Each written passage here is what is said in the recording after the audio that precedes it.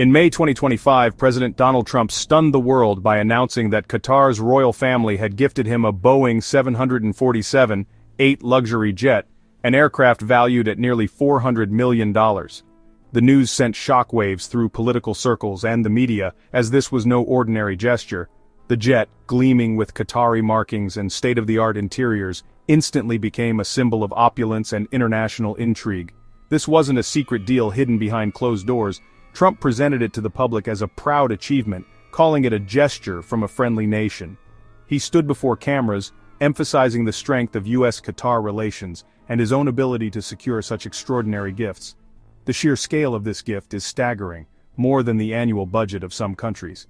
To put it in perspective, this single jet could fund entire government programs or build dozens of schools and hospitals. It's a level of generosity rarely seen in international diplomacy.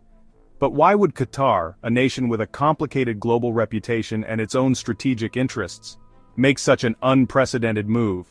Was it a simple act of goodwill or something more calculated, a play for influence on the world stage? Trump claims the jet will be given to the Department of Defense for use as a temporary Air Force One before eventually being transferred to his presidential library as a centerpiece. He insists this plan benefits the nation, not just himself. Yet, this arrangement blurs the lines between personal gain, statecraft, and national security. The optics are complicated, raising questions about where public service ends and private interest begins. Ethicists and legal experts see it as a brazen attempt to buy influence at the highest level of U.S. government. They warn that such gifts, even if legal, can undermine public trust and set dangerous precedents for future leaders. The plan sidesteps obvious ethical and legal hurdles, making the situation even murkier. There are concerns about transparency, accountability, and the potential for foreign interests to sway American policy. This single jet has become a symbol of an administration that challenges the norms and laws that have long defined American democracy. It's a flashpoint in the ongoing debate over the boundaries of presidential power and foreign influence. The Qatari jet saga is more than a headline. It's a test of our institutions, our values, and the resilience of the checks and balances that underpin American democracy. Trump's acceptance of the $400 million jet was pure showmanship, a spectacle designed to capture headlines and reinforce his image as a deal-maker who could secure the best for America. The optics were unmistakable, a president stepping off a gleaming aircraft, projecting power and success. The move was pitched as a win for taxpayers, a creative solution that would supposedly save the government millions and sidestep bureaucratic red tape. He called it a gift free of charge to the Department of Defense, a clever fix for Air Force One delays. Trump emphasized that the jet would fill a critical gap, allowing the government to avoid costly leasing or emergency purchases. The current presidential planes are aging, and the new fleet is years behind schedule. Maintenance costs are rising, and reliability is a growing concern for the Secret Service and Air Force alike.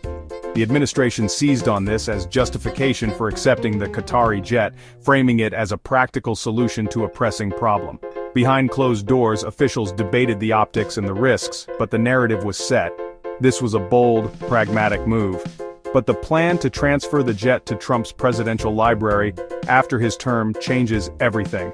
Instead of remaining a government asset, the jet would become a centerpiece of his legacy. It's not just a temporary government asset, it becomes a permanent monument to Trump, paid for by a foreign power and retrofitted by U.S. taxpayers. The symbolism is powerful, but so are the questions it raises about influence and propriety. This move bypasses the strict protocols for presidential aircraft, prioritizing optics over security. Experts warn that such shortcuts could expose the president to unforeseen vulnerabilities. Normally, Air Force One is built in the U.S. under the tightest security, with every component scrutinized and every system custom-built for presidential needs. Accepting a second-hand luxury jet shortcuts those standards, raising serious risks. The jet's history, modifications, and even its electronics could pose threats that are hard to detect or control. The administration's narrative masks decisions that put expediency and image above established safety. Critics argue that the rush to accept the jet ignored long-term consequences for short-term gain. It's a bold move, but one fraught with hidden costs and dangers, both for the presidency and for the nation's security. The so-called free jet isn't free at all. While it may look like a generous donation on the surface, the reality is far more complicated and expensive.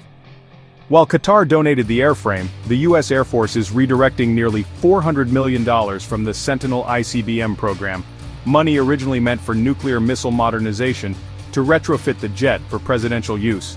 That means funds intended to keep America's nuclear deterrent up to date are now being spent on a single aircraft. Experts warn the total cost could approach $1 billion, as the plane must be rebuilt from the inside out, with a host of specialized systems and protections. This isn't just a paint job or a few upgrades, it's a complete transformation. The jet will require secure communications, advanced missile defenses, and even onboard medical facilities to meet the strict requirements for Air Force One. Each of these features adds millions to the price tag, and every modification must meet the highest security standards. L3.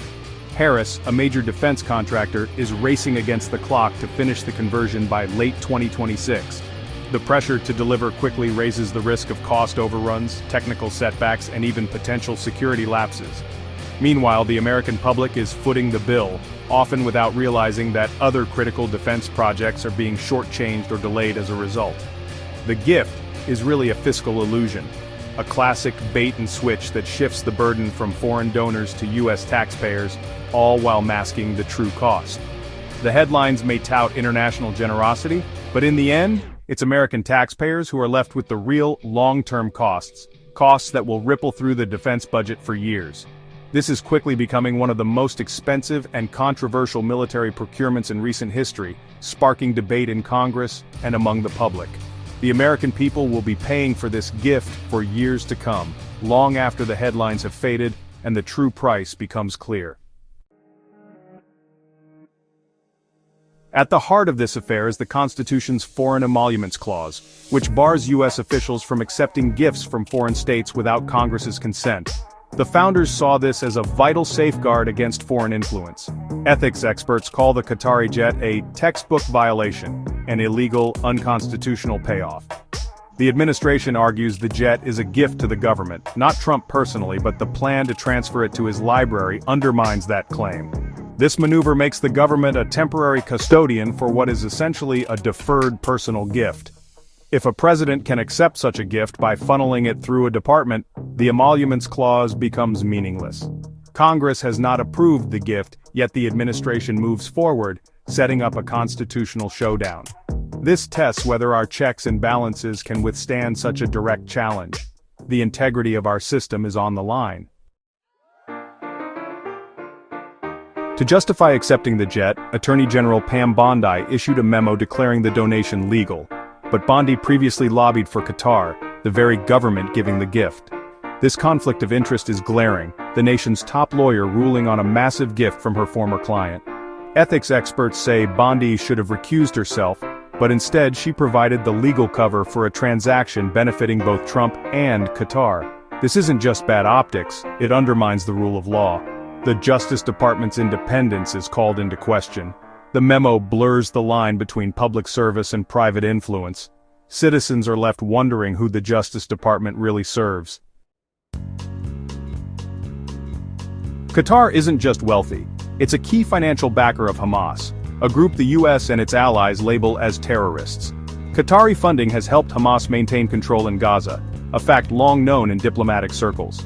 The US condemns Hamas, yet the president accepts a lavish gift from its main sponsor. This contradiction sends a confusing message to allies and adversaries alike. Qatar uses its wealth to buy influence, from media to universities to militant groups.